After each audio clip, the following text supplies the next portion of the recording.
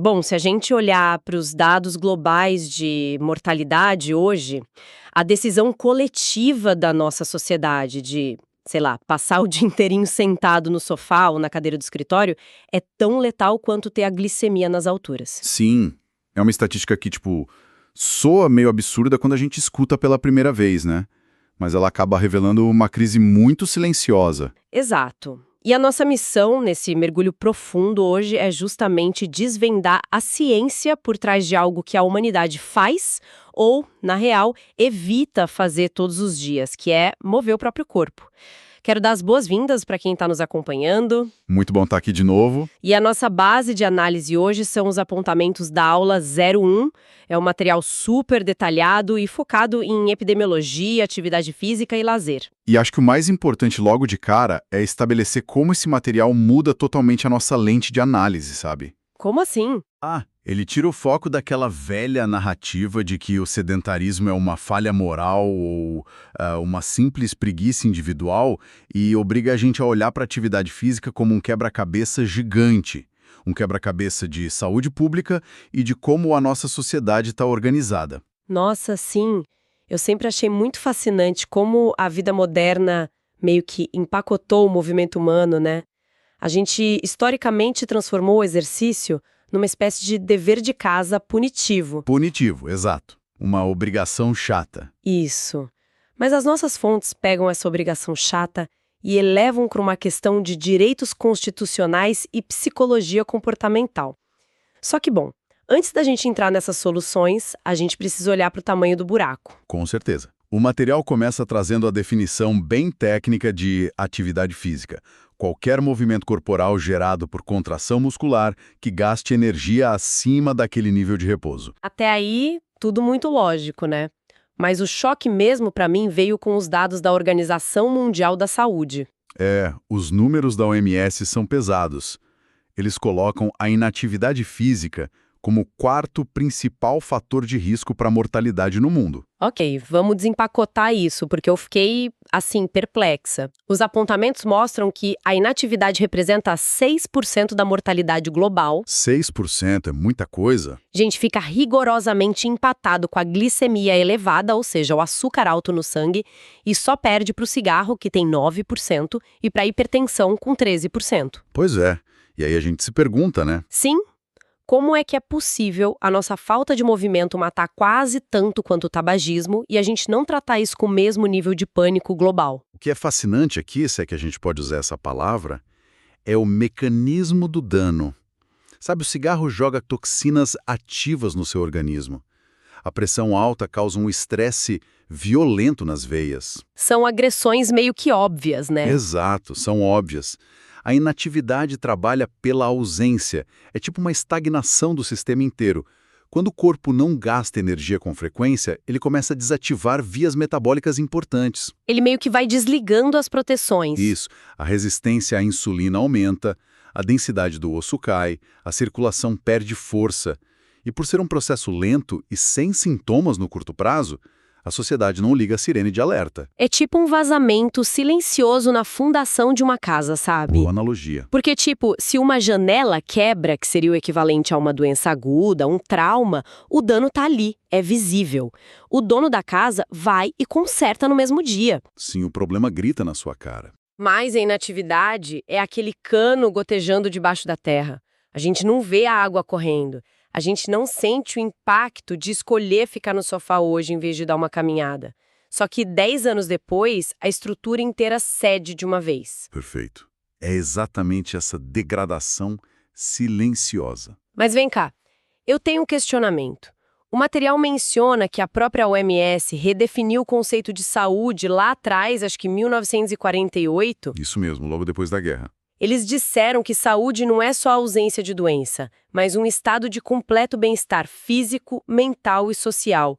Se a ciência já sabia disso lá em 48, por que a gente passou as últimas décadas tratando exercício só como não ficar doente ou puramente para estética? Essa é uma excelente provocação. A teoria de 48 foi super revolucionária no papel, mas a prática médica estava totalmente atolada no modelo de focar na doença, sabe? Tinha que apagar incêndio, né? Exato. Tinha que tratar a infecção, criar antibiótico. Esse negócio de bem-estar social ficou como um luxo. O sistema de saúde era tipo uma oficina mecânica. Conserta a peça quebrada e manda o carro de volta para a rua. Nossa, e a conta dessa negligência chegou agora. Chegou cobrando juros.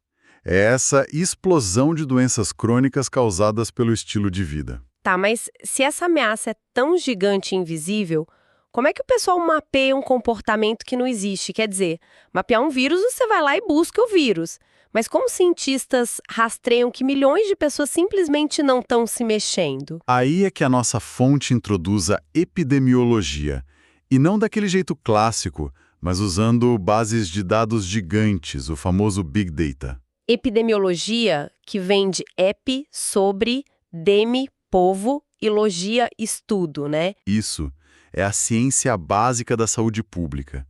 E se a gente conectar isso ao cenário maior, a mudança é brilhante. Antes, o epidemiologista era o detetive que procurava um poço de água contaminada com cólera. O alvo mudou. Completamente. Hoje eles misturam ciências sociais, saúde e estatística. Eles focam em quem pratica atividade, onde, quando e quais fatores estruturais deixam a população parada. Eu vi no material que aqui no Brasil eles usam cruzamentos do IBGE, a Pesquisa Nacional de Saúde, que é a PNS, e o Vigitel. Vigitel é aquele de inquérito por telefone, né? Isso. Mas, tipo, eu fico pensando na loucura que é estruturar isso. Porque os epidemiologistas modernos estão usando uma espécie de drone para observar o comportamento de cidades inteiras por décadas, cruzando quem caminha 10 minutos por dia com a renda daquele bairro. É um trabalho colossal. E, claro, basear tudo em autorrelato, onde a pessoa diz no telefone o que ela faz, tem seus desafios estatísticos. A pessoa pode dar uma mentirosinha, falar que caminha mais. Ah, sempre tem, né? Mas a consistência dos dados ao longo dos anos revela padrões inegáveis. A gente tem relógios inteligentes, aplicativos, mais informação que qualquer geração. E os níveis de movimento continuam caindo. Porque só a informação não muda o comportamento se o ambiente for hostil. Exatamente isso. E é aí que entra a maior virada de chave dessa análise. Os detetives da saúde provaram que a inatividade está quebrando o sistema, certo? Certo. Mas a solução proposta pelo material não é criar campanha de TV mandando a população sofrer mais na academia. A solução é focar no lazer. Olha, eu confesso que eu li essa parte 2 vezes, porque o texto trata práticas como danças, jogos e esportes não como uma receita médica rígida. Não, são tecnologias de cuidado dentro do SUS. Isso é muito inovador. É uma ruptura gigante de como a gente pensa. Total. Pensa na nossa história. O esforço físico sempre foi associado a trabalho pesado, exaustão. Então o descanso era culturalmente o quê? Ficar inerte. Sentar e não fazer nada. Exato. A saúde pública hoje tenta reverter isso. Quando a prática faz sentido para a pessoa e dá prazer, gera autoconhecimento, tem um valor pessoal insubstituível. E a adesão passa a ser natural, não esforço brutal. E além desse valor pessoal, o texto bate muito na tecla do valor social do lazer, né? A integração da comunidade, o pessoal ocupando as praças. E tem uma frase do Guia de Atividade Física, de 2021, que me deu um soco no estômago. Aquela sobre a Constituição? Essa mesma. O guia diz que o lazer é um direito social garantido pela Constituição. Aqui, para mim, a coisa fica realmente interessante. Porque se o lazer é um direito, muda o jeito que a gente cobra o poder público. Muda o peso da responsabilidade, sem dúvida. É, porque se um bairro periférico não tem um parque iluminado, se não tem uma calçada segura para as pessoas caminharem, não é só um problema de planejamento urbano. De acordo com o texto, isso é uma violação dos direitos civis daquela população. A prefeitura está na prática contribuindo para que as pessoas fiquem doentes. Nossa, é muito forte isso. Mas é o coração da epidemiologia social contemporânea. E explica por que aquelas campanhas que só culpam o indivíduo falham tanto. Não dá para cobrar movimento de quem mora num lugar que não tem nem calçada, né? Exatamente. O conceito de saúde hoje tem que abraçar urbanismo, segurança, até política econômica. Que são as forças invisíveis que ditam as nossas ações. Porque, mesmo sabendo que faz bem, é difícil. O texto divide os determinantes do comportamento em biológicos, socioeconômicos, ambientais e psicossociais. E eles não agem separados, né? Eles formam uma teia gigante de atrito. Como assim, atrito? Pensa numa pessoa que tem toda a capacidade biológica e muita vontade, que seria o fator cognitivo, mas ela trabalha em 2 empregos para fechar conta no fim do mês. Fator socioeconômico. A pessoa já chega exausta. Sim, e quando ela chega em casa, 10 da noite, o bairro é escuro e perigoso. Fator ambiental. Esse atrito todo esmaga completamente a intenção dela de se exercitar. Sabe a imagem que vem na minha cabeça? É tentar cultivar uma planta no meio do concreto. Boa. Tipo, a semente é um indivíduo, né, a biologia da pessoa, mas se você joga ela no asfalto quente, sem terra, sem água, que seriam as condições sociais e o bairro, ela não vai brotar. É impossível. E aí a sociedade olha para essa semente e fala, nossa, que semente preguiçosa, falta foco. É uma loucura julgar alguém por ser inativo quando a renda não deixa ela pagar uma academia e o bairro é perigoso até para caminhar. Essa analogia ilustra exatamente a luta da saúde pública. Os fatores individuais são totalmente reféns do ambiente. O macroambiente modela o microcomportamento. Tá, mas vamos imaginar, por um momento, que a gente consiga consertar o solo. A pessoa tem acesso a um parque legal, tem saúde biológica, tem um tempo livre. O cenário ideal. Isso. Ainda assim, existe uma barreira interna, né? E o material entra num território que eu achei super brilhante, que são os estágios de mudança de comportamento. O modelo transteórico. São contemplação, preparação, ação e manutenção. E a genialidade disso é entender a fricção de passar de um estágio para o outro. Na pré-contemplação, a pessoa não vê problema no sedentarismo dela e não quer mudar nada. Ela tá super de boa parada. Sim, e o erro clássico é tentar jogar essa pessoa direto para a ação. Oferecer plano de maratona para quem está na pré-contemplação só gera rejeição. Você tem que oferecer informação, estimular ela a pensar. E aí ela avança para a contemplação, né? E aqui foi muito revelador para mim. Saber que o simples fato da pessoa estar em casa pensando em talvez começar a caminhar no mês que vem, isso já é catalogado pela ciência como um estágio oficial. A pessoa já está em movimento mental. Isso tira um peso absurdo, porque muita gente acha que falhou só porque não foi na academia na terça-feira. Mas se ela está avaliando, ela não está mais na estaca zero. Exatamente. O desafio clínico é que a pessoa pode ficar presa nessa contemplação por anos, né? Pensando e não fazendo. E aí entra a preparação, que é um estágio muito delicado. É quando ela compra o tênis, né? Compra o tênis, liga para um amigo para combinar de ir no parque, ela cria um plano de intenção.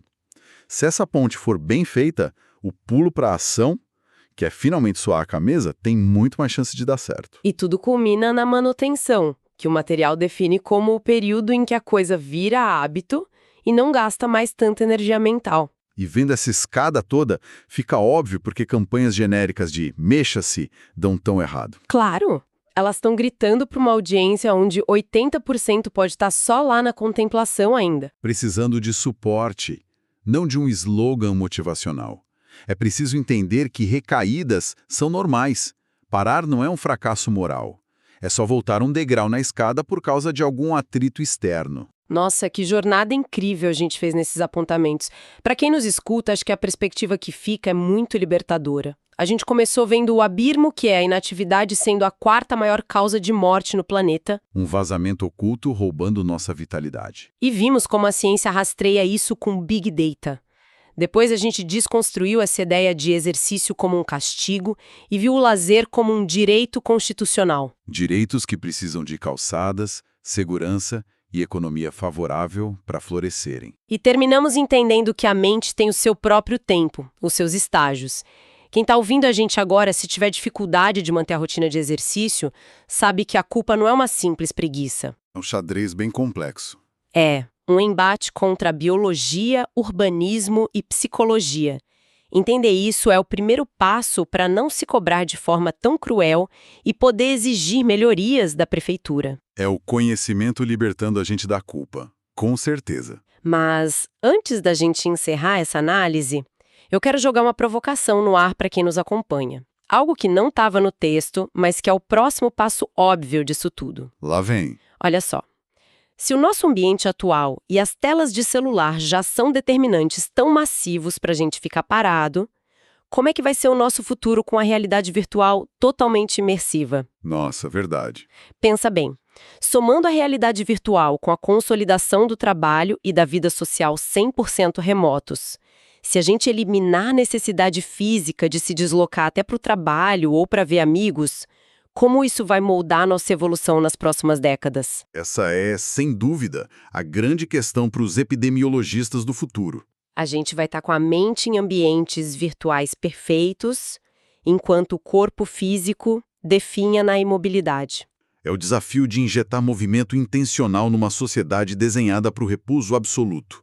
É uma reflexão que não vai deixar a gente dormir muito tranquilo hoje, né?